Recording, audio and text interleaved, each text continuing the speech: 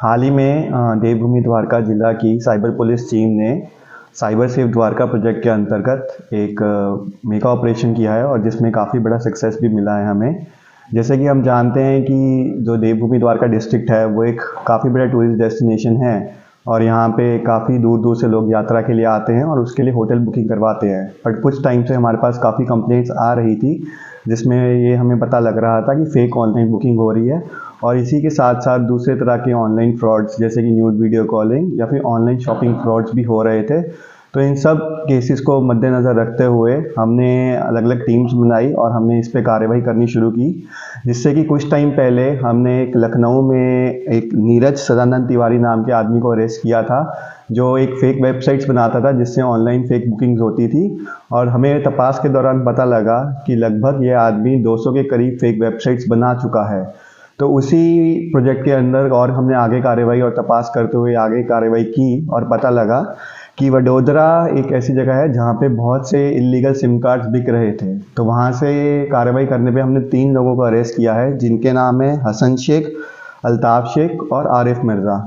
तो जब हमने तपास की और पूछताछ की उससे पता लगा कि ये लगभग अब तक 600 के आसपास इलीगल सिम कार्ड बेच चुके हैं और तीनों ये लड़के सिम कार्ड बेचने में पिछले 1.5-2 साल से काम कर रहे हैं और मेजॉरिटी जितने भी सिम कार्ड हैं वो राजस्थान में भेजे जाते हैं। और राजस्थान में जो ये भेजते हैं उनका लिंक है धान सिंह नाम का लड़का है जो राजस्थान के डीग डिस्ट्रिक्ट में रहता है। तो जब हमने आगे इसको कार्रवाई की और राजस्थान हमने अपनी टीम भेजी तो वहाँ से हमें पता लगा कि इनका जो फादर है गोपाल गुर्जर, हमने उसको अरेस्ट किया। वो इसी के साथ इलीगल सिम कार्ड बेचने में काम करता था और ये सिम कार्ड्स का मेजॉरिटी अलग अलग जितने भी ऑनलाइन फाइनेंशियल फ्रॉड्स हैं उसमें इस्तेमाल किया जाता था। और इसके अलावा हमारे पास रिसेंटली एक खंबलिया में केस आया है जिसमें एक मंडप सर्विस प्रोवाइडर जो हैं उन्होंने फेसबुक के फेक पेज पे अपना एक ऑनलाइन ऑर्डर किया और ऑनलाइन ऑर्डर करने के बाद उन्होंने 30,000 के आसपास की पेमेंट की। बट कुछ टाइम बाद पता लगा कि वो एक सारा जो ऑनलाइन ऑर्डर का प्रोसेस था वो फ्रॉड था। और जब हमने उसको ट्रेस किया तो हमने इसके भी लिंक्स राजस्थान के करौली डिस्ट्रिक्ट में पाए और जहां से हमने एक आदमी को अरेस्ट किया जिसका नाम हलवीर सिंह बेनीवाल है।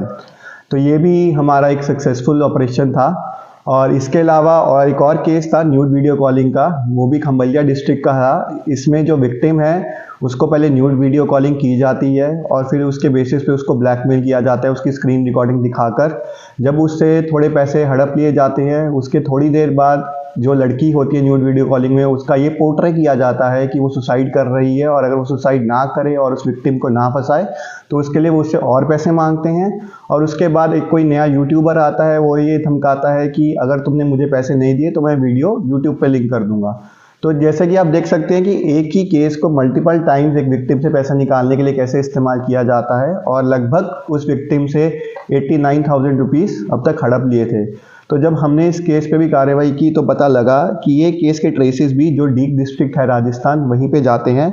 और वहाँ से भी हमने इसमें एक अजरू याद मोहम्मद नाम का आदमी है जिसको हमने अरेस्ट किया और उससे हमें लगभग 5 swipe machines, 14 ATM cards, 6 mobile, 3 chequebook और 28 सिम कार्ड्स मिले जो इलीगल थे। तो इससे आप देख सकते हैं कि जितने भी ऑनलाइन फाइनेंशियल फ्रॉड्स हैं उसमें जो इलीगल सिम कार्ड होता है उसका एक बहुत ही बड़ा रोल रहता है। और हम जितने भी सिम कार्ड्स हैं उसका ट्रेस कर रहे हैं कहाँ कहाँ से आते हैं और कहाँ जाते हैं, इसके टेक्निकल एनालिसिस किए जा रहे हैं। और नॉर्मली फ़ेक सिम कार्ड्स ऐसे होते हैं, इनका एमओ ये रहता है कि जब भी कोई आदमी सिम कार्ड खरीदने जाता है तो जो सिम कार्ड बेचने वाले होते हैं वो किसी ना किसी बहाने से सिम कार्ड का जो थंबप्रिंट और फिंगरप्रिंट जिसको हम कहते हैं वो 2 बार ले लेते हैं या फिर वो ये कहते हैं कि फिंगरप्रिंट क्लियर नहीं है आप दोबारा दे दीजिए। दूसरा एमओ ये है कि वो जब फिंगरप्रिंट आपको लेते हैं उसके बदले आपको डीएक्टिवेटेड सिम कार्ड दे देते हैं और वो ये कहते हैं कि अगले 1 दिन में एक्टिवेट हो जाएगा। लेकिन वो जब एक्टिवेट नहीं होता है तो कस्टमर अगले दिन दोबारा जाता है उसके पास कि मेरा सिम कार्ड एक्टिवेट नहीं हुआ है और फिर वो उससे इसी बहाने से दोबारा थंबप्रिंट और फिंगरप्रिंट लेता है जिससे कि वो दूसरा सिम कार्ड एक्टिवेट कर रहा था। तो इससे एक आदमी और एक कस्टमर के फिंगरप्रिंट पे जिसमें एक एक्टिवेशन होना चाहिए था एक से ज़्यादा हो पाता है। तो ये बेसिक एमओ है। तो आपके ज़रिए हम ये भी लोगों में सूचना देना चाहते हैं कि जब भी कोई आप सिम कार्ड खरीदने जाते हैं तो कोई भी कारण से आप एक से ज़्यादा बार अपना फिंगरप्रिंट नहीं दीजिए, और अगर आप दे भी रहे हैं तो आप मेक श्योर कीजिए वो जेन्युइन रीज़न है। एंड अभी भी ये जो मैंने केसेस पता है इस पे अभी इन्वेस्टिगेशन फर्दर चलेगा, टेक्निकल एनालिसिस और किए जाएंगे, और जितना भी फेक ऑनलाइन बुकिंग और बाकी साइबर केसेस हैं उस पर तपास की जाएगी, ताकि जो हमारा प्रोजेक्ट है साइबर सेफ द्वारका का वो हम उसे और भी सक्सेसफुल बना सकें। इसमें ऐसा है कि अब तक बहुत से ऐसे फ्रॉड होते हैं जो हम तक पहुंचते भी नहीं हैं, तो जितनी हमें अब तक